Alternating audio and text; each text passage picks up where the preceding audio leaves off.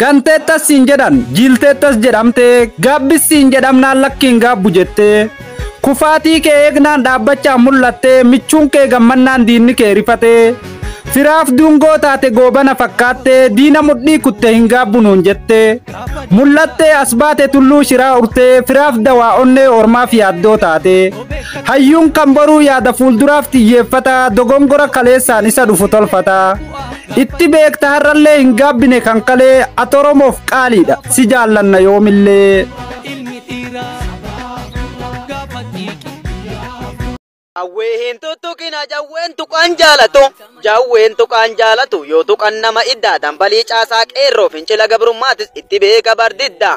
hayyuu dubbiin milikte bakka ishiin dhaqxu beeku isa ammaatti dhiisi fuula duraa fuuraagu onnee qeerroo keessatti hayyuu dhaabbate siida haftee baaroo tumsaadha haftee elemoo qilxu haftee taaddasaa birru haftee nadhii gammada rabbitu nu badhaase bakka bu'aa gootota kitaaban gaabbu jedhuun addunyaa waccisiise ajandaa siniif ta'e shirrisin tuulaa baatan barruu takkaan socho'e waan jettaniin dhabdanii nuun jettanii girrisa eeyyee nuti girrisa tokkummaadhaan girrifna taankiif dishqaamoo anne dhagaadhaan sin ariina abbaan fedhe jaalate abbaan fedhe yoo jibbe nuti jawween jaalanna lubbuun jiraatee dhiisi du'aasaan nuuf kafana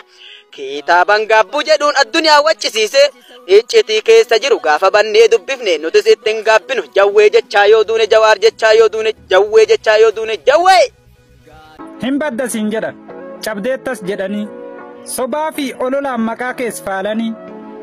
hin jirtus jedhamtee jiraan awwaallamtee hin kaatu jedhamaa kaatee tulluu taate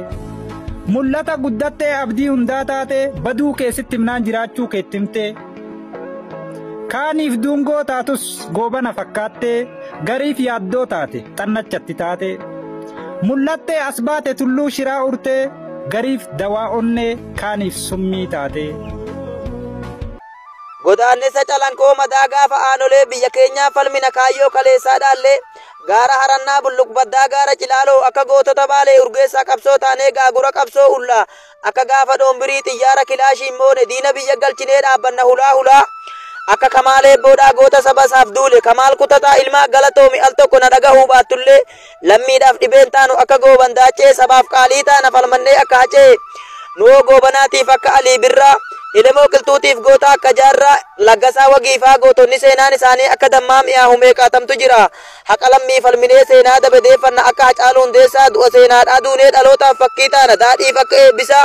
akka keenya illaannu akka nadhii gammadaaf akka jireenya ayyaanaa jiraan itti dhabamna akka qeerroo salaaleef akka qeerroo nageessoo biyyaaf wareega baana akka gootota walloo kilaashiin diina dhorkannee aadaa keenya tikfannee sabboonummaan jiraanna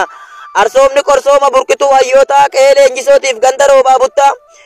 qe'ee mootii daawwachaa aggaaroo buna dhugnaa akka iluu fi gujii saawa keenya tikfannee aannan okolee guunna akka karrayyuuf booranaa heera keenya tumannee gadama keenyaan bullaa afaan keenya barannee afaan keenya barsiifnee dhaloota dhaalchifna kaayyoo nu harka gahee lafeen meeqatti cabee irbuu goototaan nyaannu irbaata diinaan goonu qaroominaan eegganna nuti dhaloonni qubee qalloo oromtittii tammancaaf tuulamaa ishee mormitaakkuu calaqqiftuu aadaa faajjii oromummaa bareedditti shawaa hortee sanyii gootaa tana gariif taaddee oromummaa qofaaf onnee kiyya moote firan qaba ammas beegii forroo keessaa akkam fayyaa jirtu nagaa sin gaafadha ilmaan abbisheetiif alamuu qixxeessa osoman garmaamuu baabiiftuu dhufe harargee kee gahee oromiyaa falmina oromiyaaf dubbanna jaarraatirraan nu gahee dachee oromiyaa jiituu magariituu kan dammaaf aannanii yaa biyya albuudaa nadhiisirraa madda boorkannaaf callaqaa waabee fi gandhaalee mogorii fi gibee laggeen oromiyaa guutee sirraa yaa'a firii muka keetii soora namaaf ta'a biyya galatoo dheekamaaf jaagamaa badhaanee waardiyyaa siif taana nuti ilmaan kan keeyyoomuu siif hidhanne qabeenya rakkannee hayyuus guunnee qabna silaa soogamtoomne afrikaaf fakkeenya diinnis nu sooratuu ciifnee nama dhiinna. Yoo yaa Oromoo akkam jirtu har'a chaalenjii addaa tokko isinii qabadhee dhufe